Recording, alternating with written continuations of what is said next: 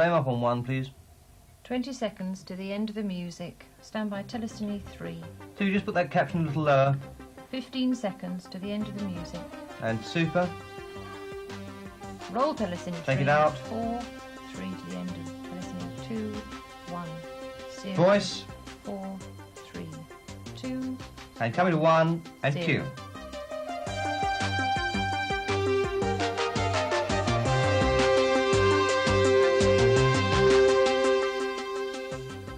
Good evening. Tonight we have an Insight Special, a rare chance to take an in-depth look at the story behind a new car. The launch of any new car is a critical event for every motor manufacturer.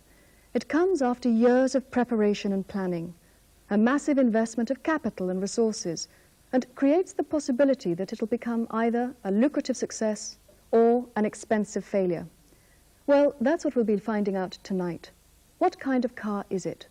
Who are the people likely to buy it? How does it compare with similar vehicles from other manufacturers?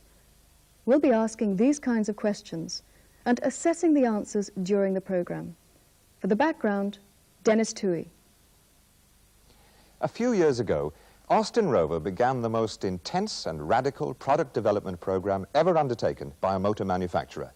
The result was the introduction of Metro, Maestro, and more recently, Montego. The success of all these models with the car-buying public speaks for the courage of that original decision to completely update the entire model range. But at the time, with an urgent need to provide a viable competitor in an important area of the market, Austin-Rover took another bold decision: collaboration. The result was the Triumph Acclaim. In spite of the fact that quite a few eyebrows were raised over the mere idea of collaboration, it was a very clever move. The Acclaim has proved to be a good car. It's made money for the company and its dealers. But the real test of a successful car is whether it's able to capture the hearts and minds of the people who buy it. Hugh Scully reports. Most drivers feel a special relationship with their cars. The better the car, the stronger that bond becomes. Mr. Jenkins, who lives here, has been an Acclaim owner for just over 2 years. So, is he happy with it? Absolutely. Delighted. What do you like particularly? Well, I suppose, first of all, it's a great car to drive, very nippy, and it handles well. You can enjoy it, as simple as that. What else do you like about it? Oh, the fact that it doesn't cost a lot to run. Very light on petrol. It's amazing, really. What about comfort and so on? Very good indeed, and it's very well equipped. I'd say in its class, it's jolly good value for money. And another thing, I've hardly had a second's bother with it in all the time I've had it. Very reliable. We're thinking of changing it for another Acclaim in a couple of months or so. Well, obviously, there are a lot of things Acclaim owners like about the car, and Mr. Jenkins would certainly seem to be typical of the vast majority. On the other hand, Acclaim has not had it all its own way. There are some aspects of the car that owners haven't been too keen about. Someone said the styling could have been a bit more up-to-date. Someone else, it's a bit cramped inside. Luggage spaces, not much to shout about, another customer told me. Nevertheless, what criticisms there have been about the car are far outweighed by all the other features of the vehicle and its outstanding quality and reliability. The only problem for Austin-Rover is whether the car they introduced to replace Acclaim will be good enough to satisfy the current band of loyal Acclaim owners. One thing is for sure, it really will have to be quite a car. Well, that's exactly what Insight is going to find out, because the car we're looking at tonight is that replacement. Only 3 years after the Acclaim was introduced, Austin-Rover is unveiling the results of another collaborative venture. A range of 4 cars aimed at the same important part of the UK market. How will it stand up in an area that's become increasingly competitive with the arrival of new models from other manufacturers determined to win a share of the rich pickings in the luxury lower-medium sector? Let's begin by taking a look at the car itself. Well, this is it, or one of them anyway, the new Rover 200 series. Why Rover when it's replacing a Triumph? That's something we'll look into later. Now, according to the people at Austin-Rover, this is the car that's going to capture a big share of the target market. They say that it's not only better than Acclaim in every department, but that it also outclasses the best of the competition. Well, you'd expect them to say that, wouldn't you? If first impressions are anything to go by, though, and first impressions are vital when you're buying a car, The Rover has a very attractive, sporty look about it.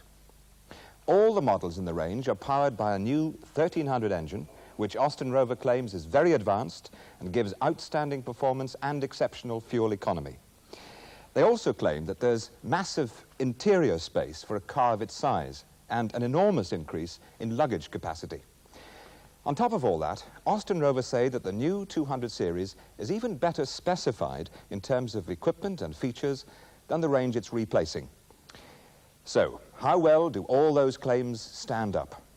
Winning over current Triumph owners to the new model will be the first critical step to establishing the firm sales platform that the new Rover needs to succeed. How are Austin Rover dealer salesmen going to prove the claims are true? We'll be investigating the Austin Rover case after the break.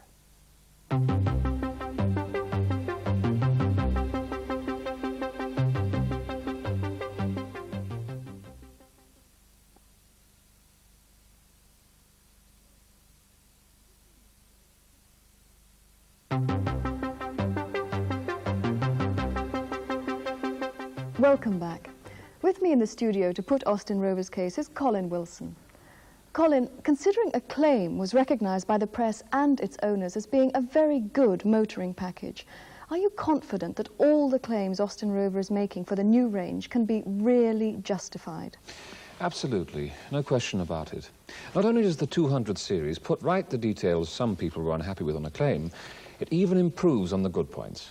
And that's quite an achievement, because Acclaim was already better than a lot of the competition as it stood. All right, let's go through the claims one by one then. Styling. It's very modern, very individual, and because we had a lot more input earlier on than we had with Acclaim, the new model actually looks every inch a Rover car. You claim the power unit is very advanced. It is. With 3 valves per cylinder, 2 input, 1 large exhaust, the engine breathing and efficiency is extraordinary. It delivers the same power and more torque with a single carburettor than the old engine did with 2. So what does that mean in terms of performance and economy? Slightly better performance. 0 to 60 is 0.3 seconds quicker. Top speed at 96, that's 4 miles an hour faster. That really doesn't seem much to boast about. But you must remember that the old Acclaim engine was already an incredibly lively unit for its size. Fair enough. And economy? Much better, right across the board. 52.3 at a steady 56, that's 3.5 miles per gallon more than Acclaim. What about your claims over passenger space? More headroom and over 2 inches more legroom. It's a big improvement. Same with the boot space. 15.2 cubic feet, that's an increase of almost 50%. It's a very spacious car. And finally, what about the level of specification? Well, if you remember, we made a big thing about Acclaim's equipment levels. But every 200 series model offers even more features and more equipment as standard, even the lowest car in the range. The VDP has to be seen to be believed, with everything from leather seat trim to electric windows and power headlamp wash. It's in a class of its own. Mr. Wilson, thank you for joining us. So it certainly seems the new range really is a substantial improvement over Acclaim, as the company says. Fair enough, but why call it a Rover? The company's answer to that one is quite simply, the car deserves it. The Rover name has always been associated with the highest standard of luxury and comfort, coupled with really enjoyable drivability and performance. And they strongly believe the 200 series fits that description to a T. Another factor is that the renaming rationalizes and completes the Austin and Rover model ranges. So, Rover it is. They also believe, and this is interesting, the prestige of the Rover name will appeal to people who either don't need a car the size of its bigger brother, or who simply couldn't afford to buy one anyway. So it sounds like a very clever bit of marketing strategy. But what about the market? The people Austin Rover is hoping will buy the car. Hugh Scully reports again. Once the Rover 200 series is launched, this is where the real test will come, the local Austin Rover showroom. There are a lot of good cars fighting for the same business. I asked sales manager John Deakin what his priorities were when launching a new car at local level. Well, the launch party itself is crucial. It's a golden opportunity to get a lot of people in to see the car in one go. What's the secret of success then? Well, 2 things really. Get the invitations out early to the right people and keep chasing them up. And put on a really professional show to make it worth their while. This is the second major launch we've had in a few weeks. And every time you learn something new. Our Montego sales got off to a hell of a start, purely on the back of the contacts we made at the launch party. What sort of people have you invited this time? Actually, quite a broad mix. Our Acclaim customers, obviously, and a lot of younger people. Austin-rover reckon the new car's got a much wider appeal than Acclaim. And they're right, I drove it at the trade launch. And what are your other priorities? Test drives. The whole of our sales effort is geared to getting people behind the wheel. I keep drumming it into the chaps who work here. Get them in the car and you're more than halfway home. It's even more important with the new car because it's magic on the road. Now, obviously, your salespeople play a key role in the performance of the outlet as a whole. What do you think is the key to selling the 200 series? Well, the same as with any other car. A, you've got to have someone to sell to. That means finding and keeping contact with every sales prospect you possibly can. And B, you've got to know what you're selling. And just as important, what you're selling against. How on earth can you convince a customer to part with thousands of pounds if you don't know what you're talking about? Prospecting and knowing the product inside out are an elementary part of a salesman's job. Well, finally, let me ask you this. What do you think are the new car's chances as far as local business users are concerned? Oh, very good. As a four-car range, it'll appeal to small, status-conscious local companies who want something a bit different from the run-of-the-mill. Estate agents, for example. It'll also fill a gap in the Austin-rover range that means we can offer other local fleets a complete choice of vehicles to suit everyone in the company, from chairman to trainee rep. And it's the kind of car that'll have a lot of appeal with the growing number of employees that can choose their own company car. And that's very good news for us. As far as the trade is concerned, there seems to be no doubt at all that the arrival of the new 200 series is seen as a welcome addition to the Austin-rover range. The ability, though, of the dealer network to cash in on the opportunity that represents depends very heavily on the efforts and the ability of the sales staff. Will they take that opportunity? We'll have to wait and see. If Austin-rover is right, then, it has a very good product, with substantially more sales appeal to a wider range of customers than the car it's replacing. Assuming its dealer sales force do their bit, it would seem that the company has got another winner on its hands. But of course, the motor industry is a highly competitive business. In this sector of the market alone, there are more than a dozen models all wooing the same kind of customers. How the new Rover 200 series stands up against that competition is what will ultimately govern its success. Hugh Scully has been looking at the two leading contenders.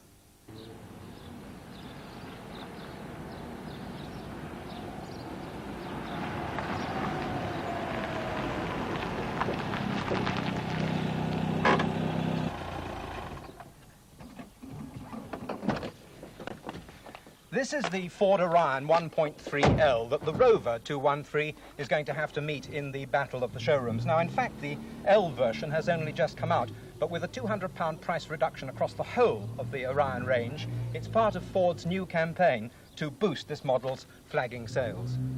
Like the Rover, the Orion is a four-door saloon that currently enjoys about 2% of the market. Ford like to promote the Orion as being the car that sets new standards in its class, and they use words like classical and elegant and sophisticated to describe its appearance. But some of its critics say it's simply an Escort with a boot. The major features that Ford like to stress are a lively performance coupled with excellent fuel economy, the largest passenger space in its class, a versatile family-sized boot, and a very high level of equipment and luxury throughout. All in all, it's going to prove quite a difficult car to beat. The other leading competitor with a 1.3% share of the market sector is the Volvo 340 series. Now, although the 340 comes in both a 3- and 5-door version, there are only 2 levels of trim throughout the range. This is the GL, roughly equivalent, therefore, to the Rover 213S. As you would expect with a Volvo, they trade very much on their name and the image that represents, and they also talk about practical styling, while they stress very strongly quality, reliability, and safety. Like Ford, Volvo make much of passenger space and hatchback versatility. They also talk about impressive performance allied with genuine economy. The other sales points of the Volvo are comfort, luxury, and value for money. in view of the standard level of equipment and fittings, which really are pretty comprehensive. So these then are the two cars the new Rover's going to have to meet in the marketplace, and in my view, it's got quite a job on its hands.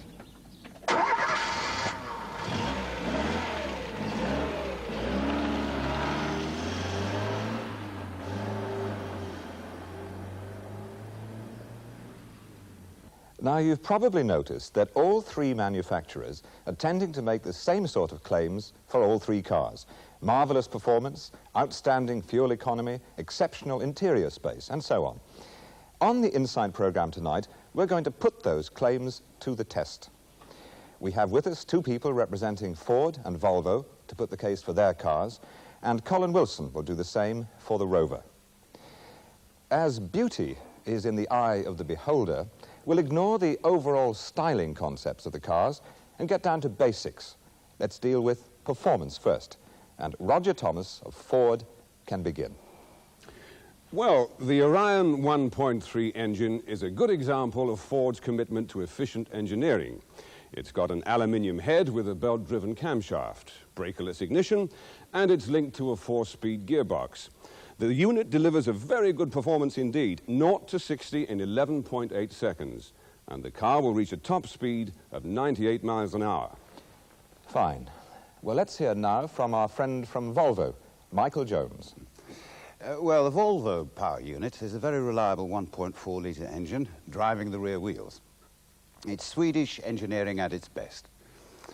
This car has a 5-speed gearbox, and whilst the performance is not outstanding, it's perfectly respectable for a car in this class.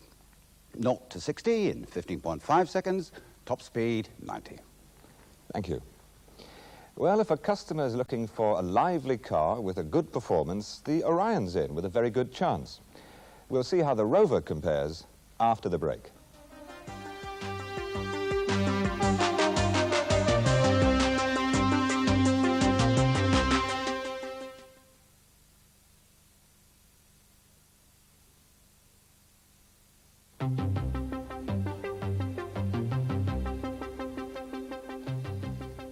Welcome back to the Inside programme. At the moment, we have Orion leading the Volvo on performance. Now, we'll give Colin Wilson his turn. Well, in terms of pure engine innovation and technology, there's no doubt. Rover wins hands down over both cars. The unit's all aluminium, with its highly efficient 12-valve head, electronic ignition, twin-choke carburettor, and a 5-speed box as standard. That's really modern, and that's a good selling point with lots of customers. The Rover's 0 to 60 time is better than both cars at 11.6. Top speed at 96 is faster than the Volvo and almost as good as Orion. But I think you'll find drivers are usually more interested in acceleration than in driving flat out. So, quicker than Orion, but not quite as fast. A much more refined engine and 5-speed gearbox as standard. I think that clearly clinches it for the Rover. Right. Economical is a word bandied about by most car manufacturers. People tend to associate that word mainly with fuel economy. We'll take a look now at how the three cars compare at that level, starting with Ford. Well, on top of the Orion's highly efficient engine, the reason for its quite remarkable fuel economy is the car's aerodynamics, the front spoiler, flush glazing, boot lid spoiler, flush wheel trim, and the sleek body style all add up to a car that makes the best of its ability to get the most miles out of a gallon of petrol. And the results? In town, the Orion does 33.2 miles per gallon. At a steady 56, 47.9, and an average fuel consumption of 39.7. And with a full tank, you can travel an astonishing 417 miles. I know Volvo can't match that. Well, the 340 is very aerodynamic as well. Front spoiler, rake front end, sculpted door mirrors, and very clean body lines. But don't forget, the Volvo is a very solid car. It's well built, strong, safe. Can we keep to the point, please? Urban 29.7 mpg, at a steady 56, 49.6, and overall fuel consumption 38.1. Range on a full tank 377. Well, once again, the Orion has the edge. And don't forget, fuel economy is a critically important item for the vast majority of motorists. Join us again after the break and we'll see what the Rover has to offer.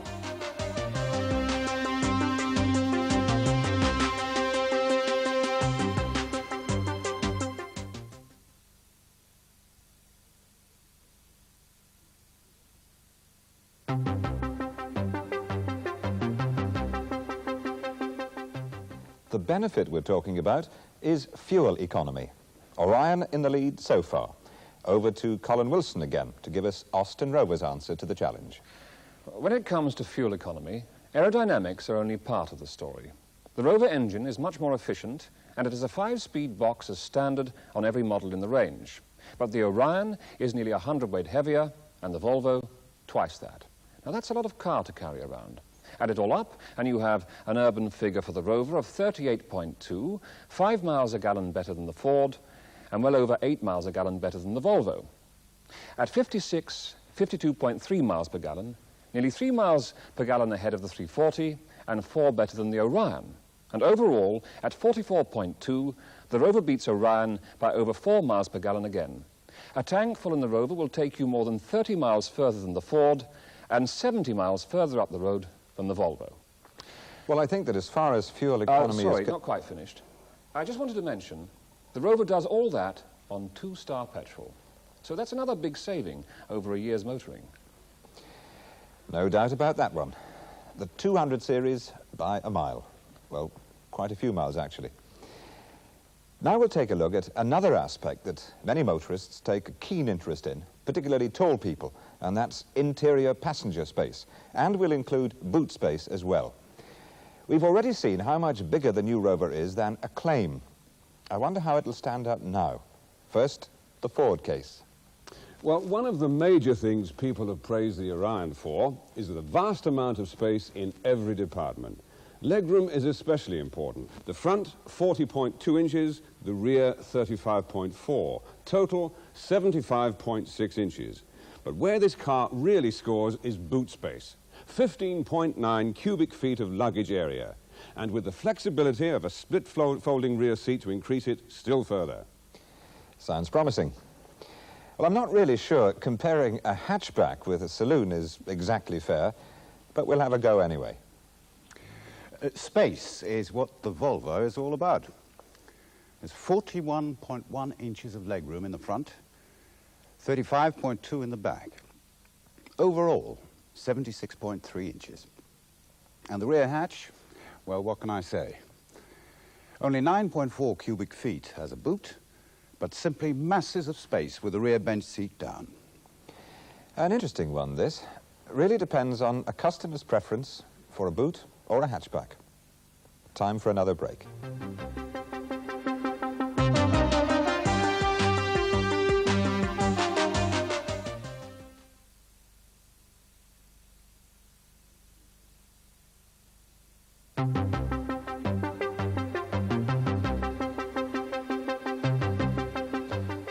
With the Orion in a strong position as far as space is concerned, we'll hear now what Austin Rover has to say. Well, let's start with the front legroom. At nearly 41 inches, Rover is better than Orion. And that's where we want the room, because the 200 series is a real driver's car, and there's nothing worse than a clamped-up driving position. In the back, we're not quite as good as the others, but the access is much better because of the Rover's longer wheelbase. Now, I'm just over 6'1", and there's certainly enough room for me in the back. And if anything, there's more real space than in the Volvo because there's no drive tunnel running down the centre. Now, as far as luggage is concerned, well, you pays your money and you takes your choice. More people still prefer a booted car or not fussy one way or the other than customers who definitely prefer a hatch. And on the Rover SE upwards, there's a rear seat hatch that'll more than cope with the occasional awkward load. At 15.2 cubic feet, the boot area nearly matches the Orion's 15.9, and that's not bad at all. The real test comes, though, when you've got 4 people on board, because that's usually when you want the most luggage space. Under those conditions, the Rover's far better than the Volvo, and definitely on a par with the Orion. I rest my case. Now what do we do? Well, I honestly can't see a really clear winner on this one. But to be fair, I think the Orion just scrapes home. Right. Now on to the final, and some might say the most important part of the test, value for money. What do customers actually get for what they pay? To keep it simple, I'll ask you all to concentrate on what you reckon are the most important features in the car, ignoring what they all have in common. So, just to recap, it's the Volvo GL versus the Rover 213S, and the Orion L against the Rover 213. And just for a change, Volvo can go first. Well, to begin with, Volvo is renowned for creating a driver environment that is second to none. In the 340 GL, we provide all the usual comforts and convenience our customers have come to expect. A good driving position, naturally, fully adjustable, comfortable seating, with lumbar supports, of course, plus a seat that's electrically heated. Superb heating and ventilation system. Well, what would you expect from a car designed in Sweden? And when it comes to instrumentation, more than you'll ever need.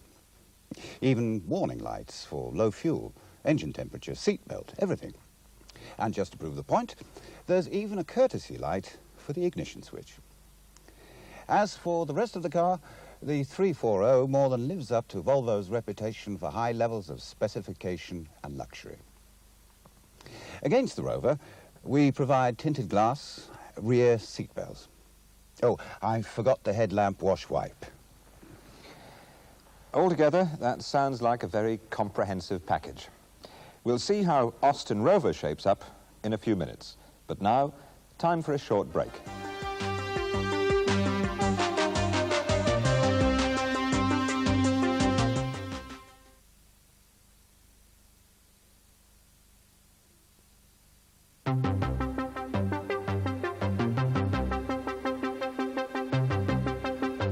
Welcome back. Value for money. Volvo has staked its claim on behalf of the 340, and now it's Austin Rover's turn. Colin Wilson. Well, let me take up the point about driver comfort first. Driving comfort is about effortless control and relaxed motoring. On that count, the new Rover is matchless. Take the driving position. Plenty of legroom, body-hugging seats that are superbly comfortable, and a steering column with adjustable rake. Now that's a major bonus. It means that every driver can tailor-make the right driving position to suit their size and motoring style. Everything's geared to the individual preferences, even the seat belts and padded head restraints are adjustable. The Volvo can't touch that kind of flexibility. For driver relaxation, there's nothing more important than maximum visibility. And with this car, there's a sloping bonnet up front and much narrower D-posts at the back. In town or on the motorway, much better visibility than the 340. As far as heating and ventilation goes, the Rover is just as good as the Volvo, and with the additional benefit of a recirculation control. Other Rover advantages: push-button radio and stereo cassette player with twin speakers. The Volvo's got no in-car entertainment at all. Remote fuel flap and boot releases, cut-power carpet... I think you've made your point. We'll be running out of time. Rover leads so far, but what about the Orion L against the Rover 213? The Orion was conceived from the very beginning as a luxury car. Even though the L is not quite so well equipped as other models in the range, it's still got fully reclining seats, with the belt stalks attached to the runners to keep the strap firmly in the driver's lap at all times. The instrumentation is perfectly adequate, and there's a very advanced heating and ventilation system. Now, where the Orion really has a lot to offer is its 60/40 split-folding rear seat, stereo cassette player with 4 speakers and balance control for the in-car entertainment system. And, well, I think that's all. Well, we'll have to wait for Austin Rover's response until after the break.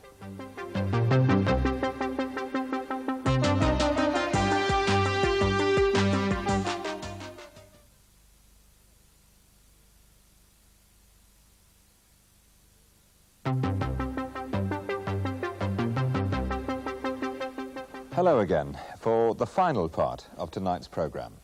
Before the break, Ford outlined Orion's advantages over the new 200 series. Now, Colin Wilson can have his say. I don't want to keep repeating myself, but against the Orion L, more front legroom, more flexible driving position thanks to the adjustable steering column, instrumentation much more comprehensive. As with the Volvo, the Rover's visibility is much better, and there are twin adjustable door mirrors to make even more of a difference. And a 5-speed gearbox is better than a 4-speed any time. As far as heating and ventilation goes, the Ford doesn't have recirculation control nor rear compartment heating. But it's the Rover's sense of quality and taste that I think really set the two cars apart. Cloth door inserts, fully trimmed interior posts, cut pile carpets, even on the lowest model in the range. It's all the little things like that that make the Rover name mean something. When it comes to value for money, customers are not only paying for a better car, they're paying for a better name. Colin Wilson, thank you very much. Pamela. So let's analyse the final score in those 4 key feature areas. Against the Orion, the Rover's ahead on performance and on economy. The Ford is marginally in front when it comes to passenger and boot space, but the Rover comes out on top again in overall value for money. Now, against the Volvo, the new car is way ahead in both performance and economy. Level in terms of passenger and boot space. Value for money, the Rover is back in the lead. I'd say it was pretty clear which of the cars comes out the overall winner. Well done, you must be very satisfied. Yes, but not really surprised. The car's got an awful lot going for it. And of course, don't forget, the further up the range you go, we simply run out of any real competition. That's the advantage of having 4 cars, each with a very high level of standard specification. And the thing I can't demonstrate here is the car's handling and road holding. It's a great car to drive. Motorists are going to love it. Which is the reason, I suppose, why the test drive is so important. Well, let's put it this way. Would you buy a car you've never driven? You've made your point. Thanks for coming along. Oh, my pleasure. Just one thing. You mentioned earlier about beauty being in the eye of the beholder. Well, later on, just take a look at the 3 cars. See what you think. Another success for Austin Rover? All the indications are that the new Rover 200 series has what it takes to become another bestseller. Of course, a lot will depend on its own dealer network, but surely they must realise the financial rewards waiting to be picked up if they get it right. It's a great incentive. Well, we've just about come to the end of our Insight special. Hope you've enjoyed it. But before we go, a final look at the weather with Ian McCaskill.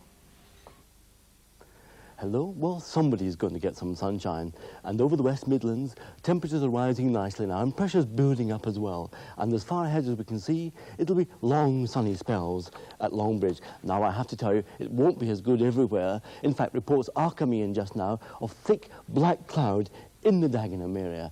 And at the same time, while they're getting the wind up in Scandinavia slowly, as a deep depression over Sweden deepens still further. So a cloudy and chilly outlook for some, but for the West Midlands in particular, a warm and sunny prospect. Enjoy it. Good night to you. And that's all from us for tonight. Good night.